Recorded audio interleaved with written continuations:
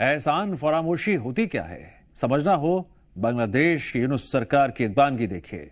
कल यानी 16 दिसंबर को 1971 युद्ध का विजय दिवस था। इसी दिन भारत की मदद से बांग्लादेश को पाकिस्तान से आजाद कराया गया था, लेकिन बांग्लादेश ने भारत का एहसान मानने की जगह भारत को टारगेट करना शुरू कर दिया। ढाका की सड़कों पर भारत विरोधी नारेबाजी हुई तो सोशल मीडिया पर यूनुस सरकार ने फ्रस्ट्रेशन निकाला।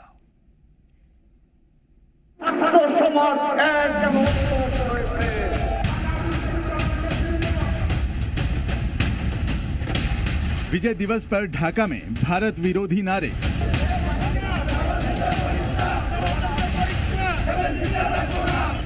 जिन्हें बचाने में 1600 भारतीय शहीद, उन्हें बांग्लादेश में याद करने वाला नहीं।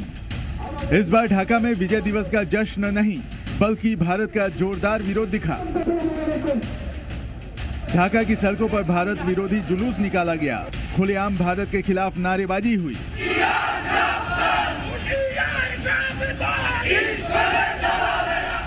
विजय दिवस पर ढाका की सड़कों पर निकाले गए जुलूस में बड़ी संख्या में छात्रों ने हिस्सा लिया और नारेबाजी की।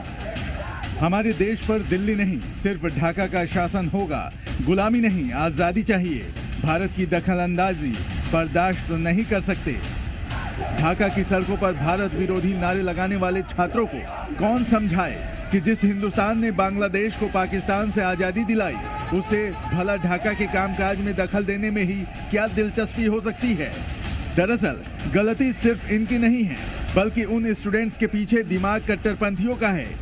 जमात के इशारे पर ही विजय दिवस के दिन एंटी इंडिया स्लोगन बीच सड़क पर दिखाई और सुनाई दिए।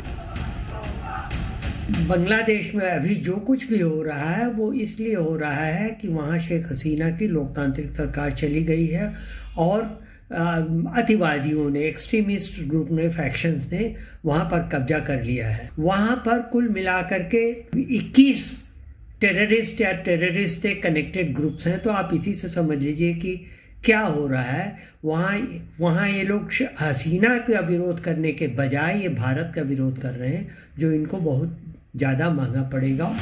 विजय दिवस पर बांग्लादेश के बंगबंधु शेख मुजीबुर रहमान का कहीं जिक्र तक नहीं किया गया। ना यूनुस के भाषण में कहीं शेख मुजीबुर रहमान का नाम सुनाई दिया, ना ही बांग्लादेश में कहीं भी शेख मुजीबुर रहमान के सम्मान में कोई पोस्टर दिखाई दिया। इसकी वजह साफ है, शेख मुजीबुर रहमान पूर्व पीएम शेख हसीना के पिता हैं। शेख हसीना से ही कट्टरपंथियों की सीधी दुश्मनी है, इसलिए जमात ने शेख हसीना का तख्ता पलट कराया और उन्हें देश छोड़ने पर मजबूर किया।